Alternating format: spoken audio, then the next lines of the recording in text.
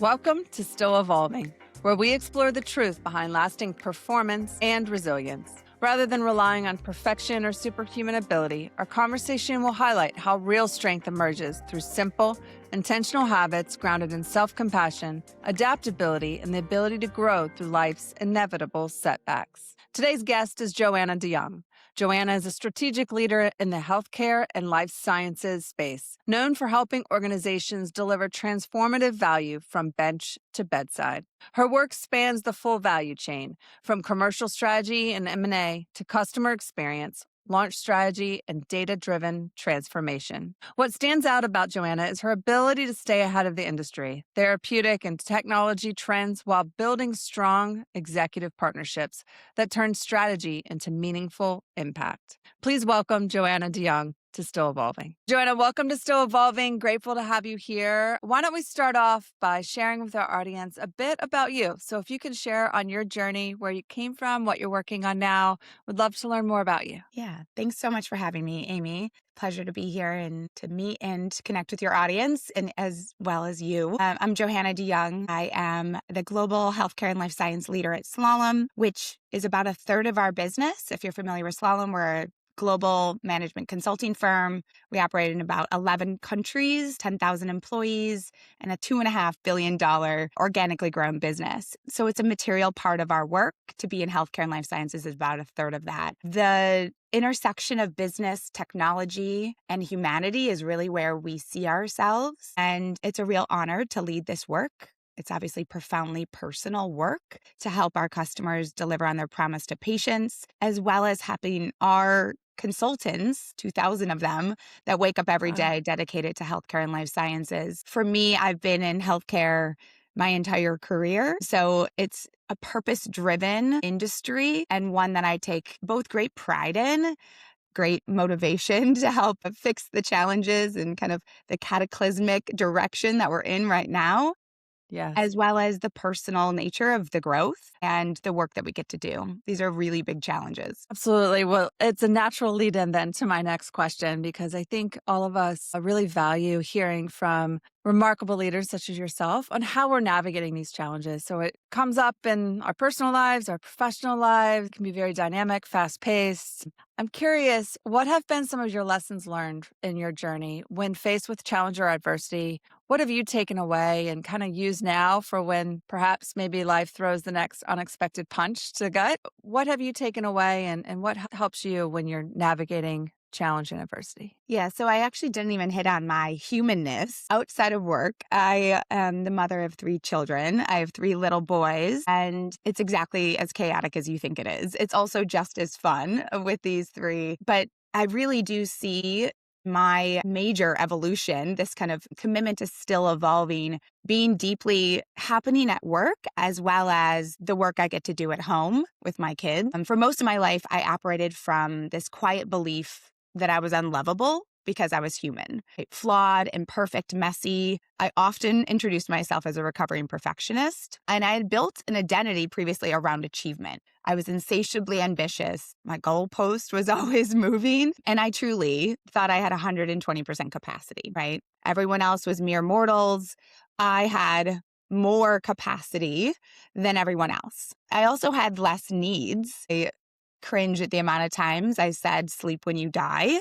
The amount of times I said that, thought that, and actually did that. Underneath all of that drive was fear, a lot of fear and a lot of conditioned voices. My worth was outsourced, and even connecting with people was really to optimize outcomes, not always to truly connect. So when everything's performative, even my own value, you can imagine the level of achievement, complexity, and goal setting that I was doing, whether it was conscious or not. Right. So I bring up the fact that I have 3 little boys because really my evolution started in many parts, this kind of awakening for me when I had our first son. I remember holding him, Amy, and knowing without question that I wanted to unconditionally love him. I wanted him to grow up confident, with self-compassion, secure in his wholeness. But the uncomfortable truth was I never experienced that kind of love for myself. I had actually already decided that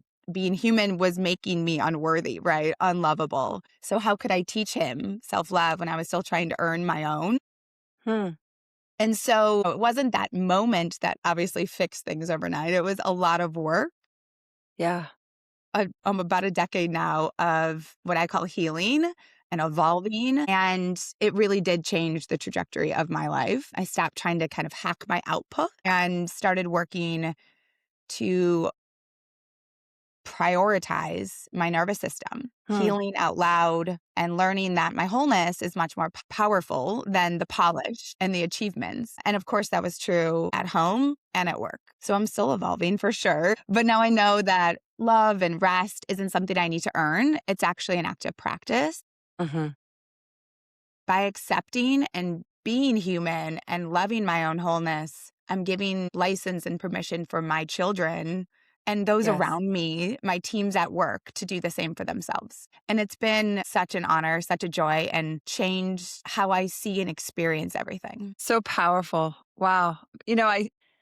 I heard a number of different things. I have so many questions for you to learn from this journey that you've been on. And certainly, as you described now, it is truly still evolving. I appreciate you noting that this isn't a process by which you can just hack your way through it. And there are some core foundations that you found to be really powerful, right? The first I hear is this perspective shift, like this mindset shift of considering what is self love, what is that conditioned versus unconditional love, and how that drives then certain behaviors, even how relationships are created or sustained for you. I also hear about that shift you made. I appreciate you noting when I die, I'll sleep motto. I talk a lot about that in my work with sleep for high performance and well-being, but it does take a mindset shift where recovery is seen as an Mhm. investment in not just our whole human self so that we can show up for maybe our families, but also really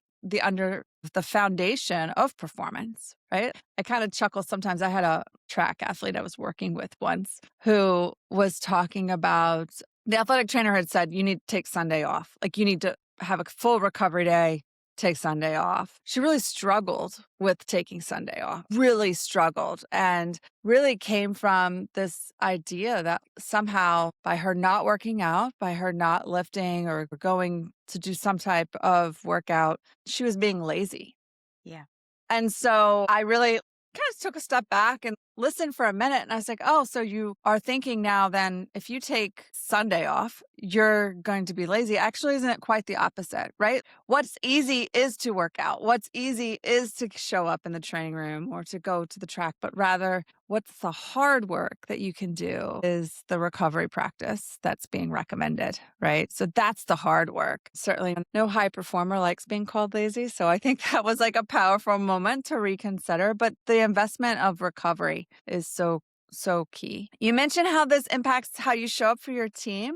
I'm curious when you've experienced perhaps the pressure to deliver at work or with your team, how you've noticed the shift from perhaps 10 years ago, how you show up with colleagues to Yeah. now, and the Yeah. role of that compassion. How does it extend? You still are maintaining accountability. We still Yeah. have to deliver, Yeah. and you can do so with compassion. Can you Yeah. So talk a many. little bit about that difference? Yeah, so many things here. And I get to work with executives every day across the industry and within my own organization. So I can both talk from my own experience as well as what I've observed in others, Mhm. especially now in a world where it seems like uncertainty is commonplace, right? Transformation is no longer a destination. Can't predict the future, right? We don't know what is going to happen.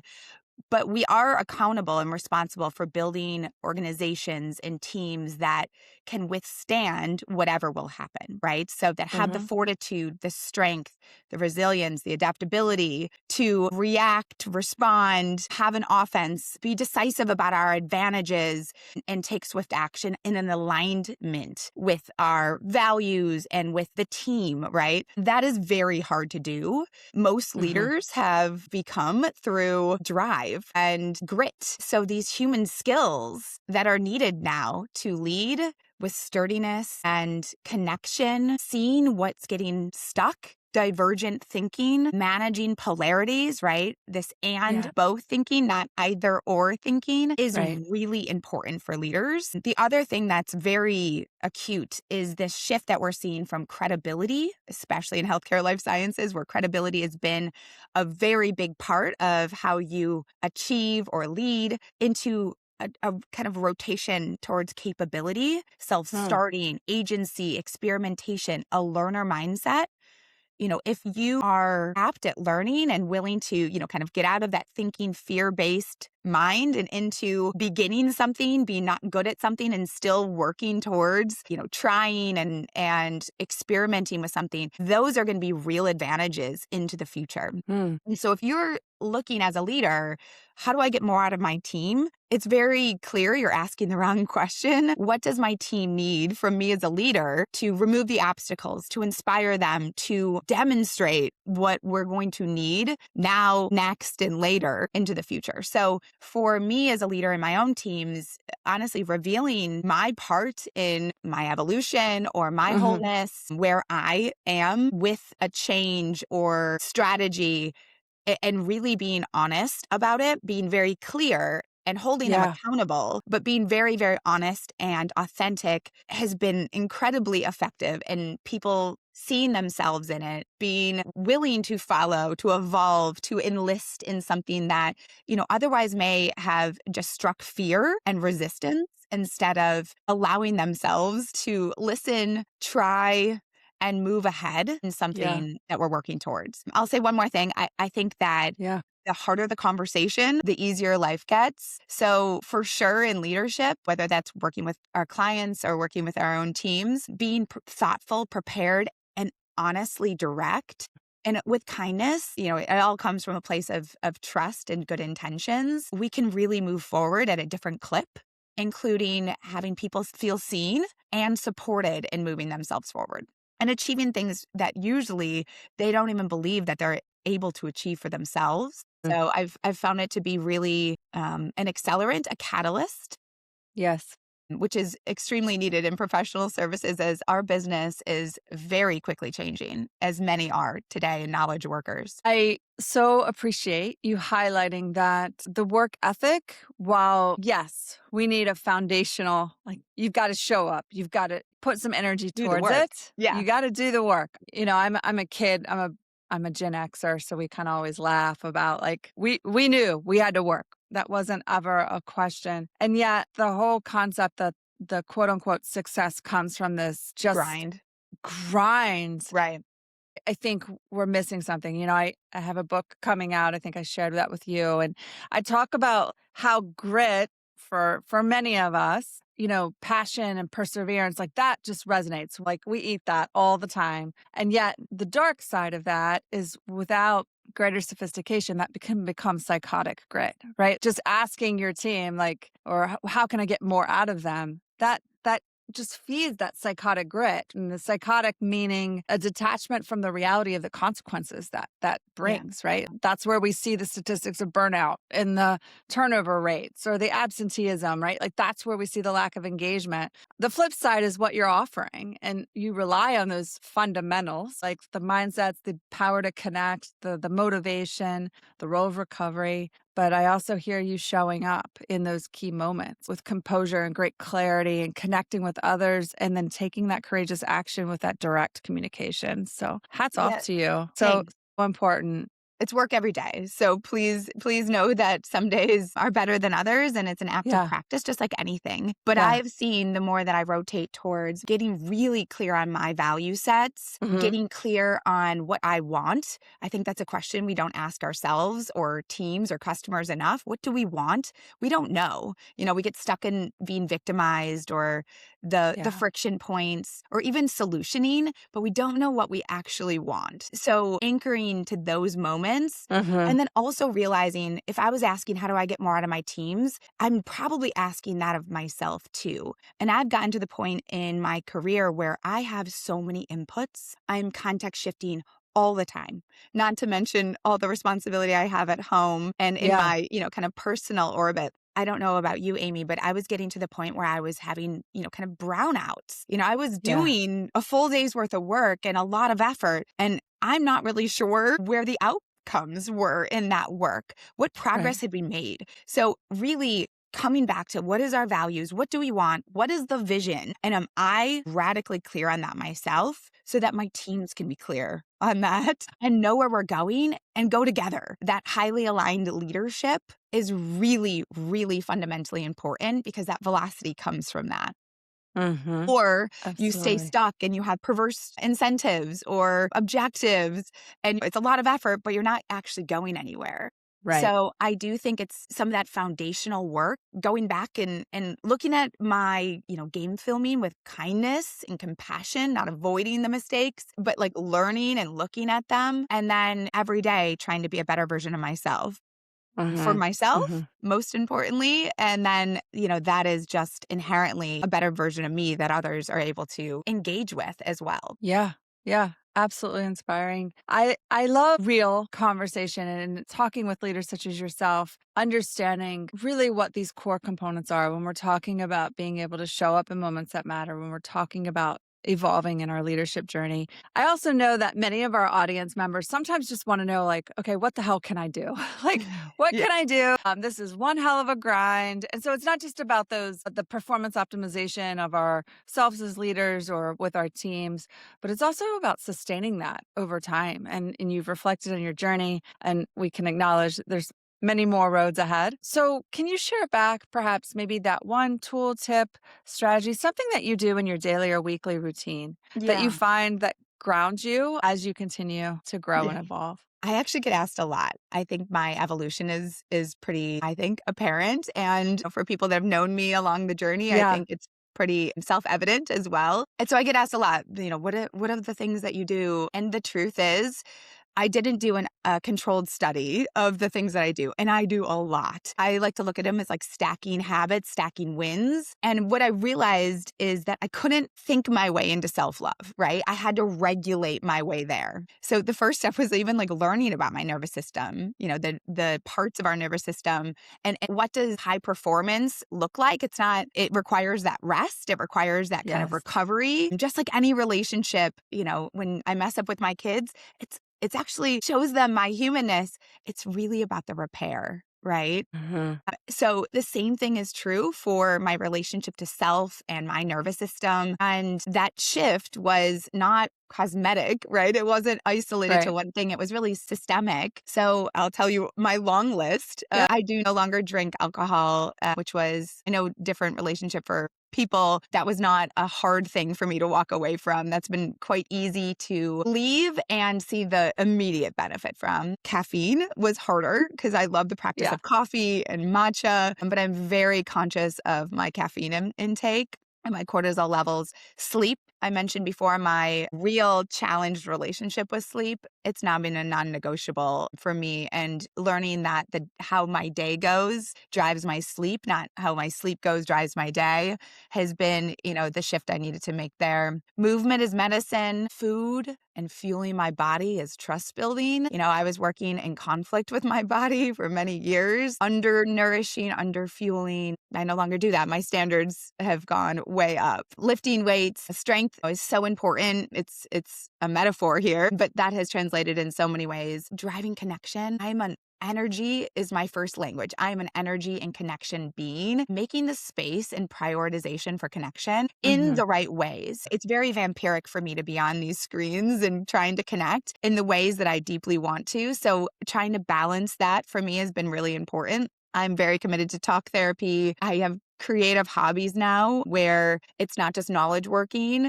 I like to make things. Husband jokes, I now make sourdough. He's like, I think that's the gateway to chickens and other kind of homesteading activities, gardening. I haven't quite gotten there yet, but I've found a great joy in that. And then just building community. I started a wellness club in my town of other like moms and Yeah. women who, I think have abandoned themselves for a very long Hmm. time Yeah. and betraying themselves. So how do we come back to us? How do we invest and explore different wellness topics or having fun? And that has been a joy to do and be a part of, and certainly isn't just noble. It really fills my cup. Wow. So many good Long things list. there. Yeah. I think what I take away and what I would encourage others to consider is that truly, if we're talking about human performance, we can't neglect the human, right? And so your list, and I would encourage people to pick one: activity, fueling, hydration. We could kind of take a look at the power of connection in those relationships, the connection with community or self. I just don't want to lose the fact that it's a holistic approach, right? We're not machines. We're not looking just for efficiencies or outputs, but that truly the foundation is for that performance to be able to not only show up, in the way that you want to with your family or perhaps in your leadership role, but it is the supporting the whole human. So thank you very much Yeah, you're welcome. because I Starting think from you a place where I give. had no hobbies or health habits, all of that was self-limiting beliefs. So I would encourage anyone who's feeling like that's a long list. I can't do all those things. You don't have to. Yeah, To your just pick point, one. Pick pick one. one and Yeah. maybe spend some time on like, why are you not? What is that voice? What is that limit? What is that little you in that storyline of why can't you or why aren't you that person? Because you are that person and you get to decide who you are. Awesome. Joanna, thank you so much for Yeah. being on Still Evolving. Grateful for Yes. you and all that you share.